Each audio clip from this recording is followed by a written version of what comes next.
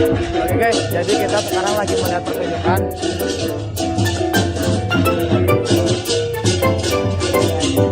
Ya, kita lagi bersama Kak teman-teman saya.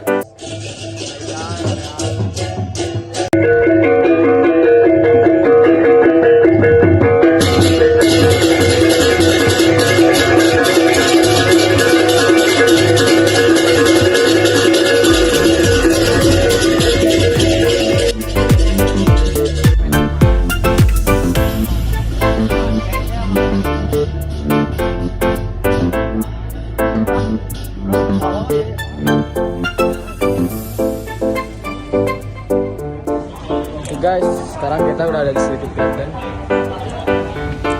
Sekarang kita mau kemana nih? Oke. Masak kopi atau sangrai kopi biasanya dengan menggunakan wajan, tapi di sini karena kami sangrainya dalam jumlah banyak, jadi pakainya sudah berupa mesin. Di sini juga ada beberapa koleksi teko atau mungkin nyebutnya ketel, ada yang bilang ceret juga. Ini bisa digunakan untuk memanaskan air untuk menyeduh kopi ataupun untuk menyimpan cairan kopi agar tetap hangat. Kemudian setelah itu kami juga ada di sini namanya ibrik atau cespa. Ini penggunaannya untuk membuat Turkish kopi atau kopi metode Turki. Kalau ada yang pernah lihat, biasanya masaknya dengan menggunakan pasir panas. Jadi nanti kopinya digodok di dalam sini, terus masaknya pakai pasir panas. Hasil kopi yang didapatkan itu biasanya rasanya ada rasa smoky atau agak sedikit gurih-gurih asapnya gitu ya, bukan gurih-gurih nyoy ya, gurih-gurih asap ya. Kemudian ada juga di sini grinder atau alat giling kopi. Biasanya yang saya pegang ini dimiliki oleh coffee lover atau pecinta kopi. Karena mereka lebih suka beli kopi itu berupa biji yang sudah disangrai. Terus setiap mereka mau seduh, mau minum, baru mereka haluskan. Cara pakainya ini gampang banget. Nanti tuangnya yang paling, ini nanti dimasukin dari sini, dari dalam sini. Terus habis itu diputar aja tuangnya. Kemudian hasilnya muncul satu kotak kecil ini aja. Jadi pas banget untuk 1 atau 2 kali seduh biasanya ya. Kalau pengen yang lebih pekat lagi bisa full segini dipakai sendiri. Berkembang di Indonesia, yaitu Arabica, Robusta, dan Liberica White Sensa. Arabica banyak tersebar di Sumatera, Jawa, Bali, Sulawesi, Flores, dan Papua. Sedangkan Robusta banyak tumbuh di daerah Lampung. Setiap daerah atau pulau di Indonesia memiliki cita rasa kopi yang unik dan berbeda-beda. Dikarenakan perbedaan tanah, ketinggian lokasi, curah hujan, budaya setempat, dan kopi luwak menjadi salah satu kopi unik yang berasal dari Indonesia. Produksi kopi dunia salah satunya adalah dari Indonesia, yang berasal dari Aceh Gayo, Sumatera, Toraja, Jawa, Bali, Flores, Papua, dan Lampung. Hingga tahun 2015, Indonesia menduduki Ini kok. Terima kasih. Minumnya balik ya tuh.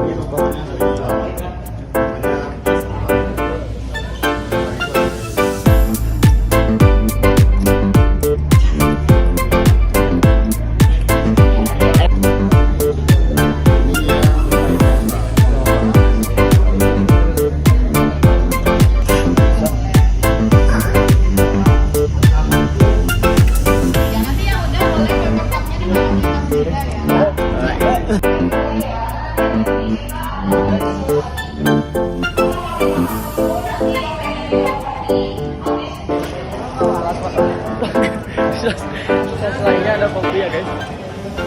Dan ini kopi-kopinya ya. Ini ada kopi Bali. Kopi Bali kita mani kamar. Yang ada asamnya, kalau sebelah sana nggak ada asamnya. Oh ini guys, luwaknya guys. Ini luwak. Halo. Ini guys. Review outfitmu. Dan ada mana nih gak ada? Ini luwak by kopi. Kenikmatan. Ini namanya luwak black. Luwak hitam. Black.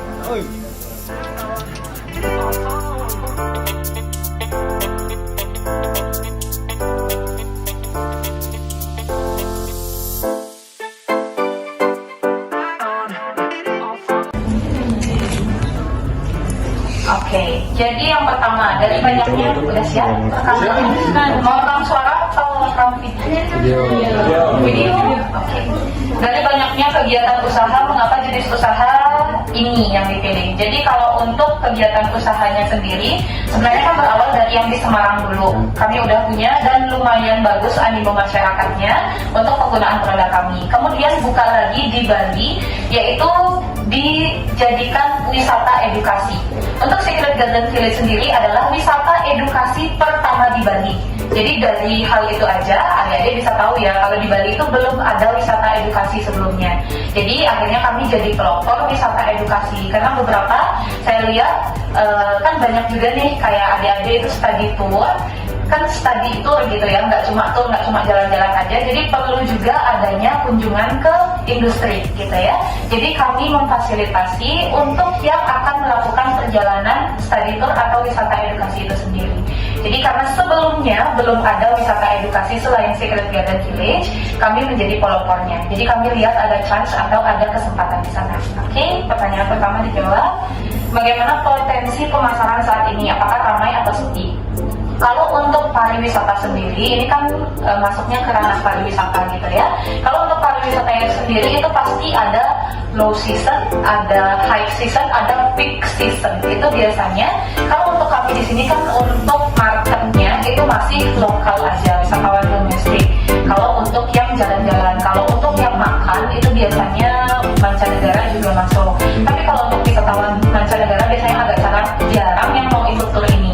Nah, untuk memprediksikan itu kita bisa tahu dari low season, high season, sama peak season. Itu biasanya kalau dari lokal, dari libur nasionalnya gitu ya. Jadi kayak misalnya ada libur lebaran, Natal dan Tahun Baru, itu kita bisa prediksikan pasti akan menjadi high atau peak season. Peak season itu biasanya di Tahun Baru karena pasti semua libur gitu ya. Kalau untuk lebaran kadang di Bali itu nggak semua libur. Jadi yang libur itu hanya yang merayakan aja. Kemudian kayak yang nyepi itu kan pasti bakal tutup, jadi itu bakal jadi low season kayak gitu sih. Kalau memang di sini juga salah satunya kami wisata edukasi, jadi yang menjadi high season atau peak season. Tahu high season sama peak season ya? Yang kunjungannya lumayan tinggi dan tinggi banget itu adalah biasanya saat kalender pendidikan itu adalah mengharuskan mereka study tour. Jadi itu pasti tinggi banget. Sama kayak adik-adik kan datangnya langsung sekalian hampir 300 orang kayak gitu ya. Kemudian yang ketiga, bagaimana hasil yang diperoleh dari hasil usaha Bapak atau Ibu lakukan? Nah, kalau untuk di sini kami kan menjualnya produk yang sebenarnya kalau dibilang primer juga enggak, tapi lebih ke produk sekunder juga enggak, sebenarnya tersier gitu ya. Jadi tambahan. Jadi kan nggak harus tiap hari pakai skincare gitu ya. Kalaupun nggak pakai skincare nggak bisa lanjutin hidup nggak gitu kan.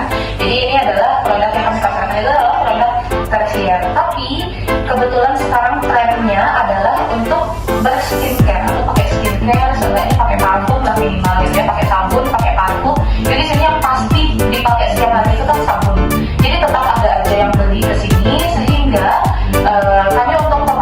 kami untuk penjualan atau hasil yang kami dapat itu masih bisa untuk melanjutkan bisnis kami. Jadi belum sampai di tahap stagnan yang nggak dapat pelanggan sama sekali sehingga mengharuskan perusahaan kami untuk tutup atau bangkrut gitu belum sih. Jadi untuk sekarang masih berjalan dengan baik ya perusahaannya ya.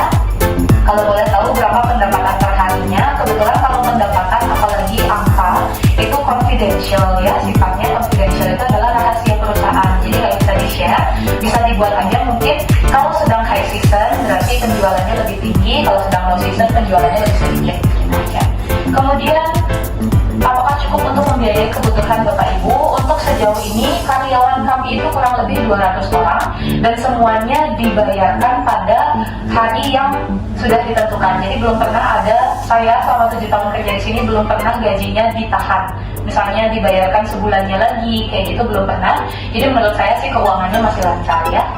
Kemudian apa kendala yang dihadapi Bapak atau Ibu dari menjalankan usaha tersebut?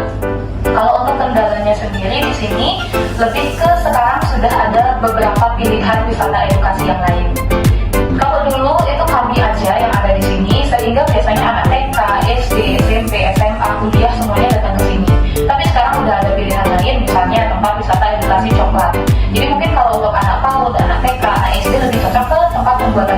dijelasin tentang kopi, dijelasin tentang pembuatan sabun kayak mesin tadi, mungkin belum masuk ke mereka gitu ya.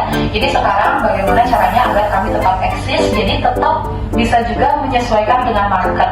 Kalau misalnya marketnya HTK, gimana caranya kita approach mereka biar tetap masuk penjelasan kita ke mereka kayak gitu sih. Sekarang untuk kendalanya lebih ke karena banyaknya pesaing aja. Bagaimana untuk tetap mendapatkan market itu sendiri. Oke, kemudian apa harapan Bapak atau Ibu untuk mengembangkan usaha yang sedang dijalankan? Balik lagi ke yang tadi, kami berharap untuk produk ini bisa dikenal lagi ke luar negeri sehingga nanti kami bisa ekspor. Karena kalau untuk pasar lokal bisa dibilang untuk handwash ini sudah menjangkau ke seluruh Indonesia. Gitu ya. Semoga terjawab semuanya. Oke? Aman? Oke. Makasih. Ya.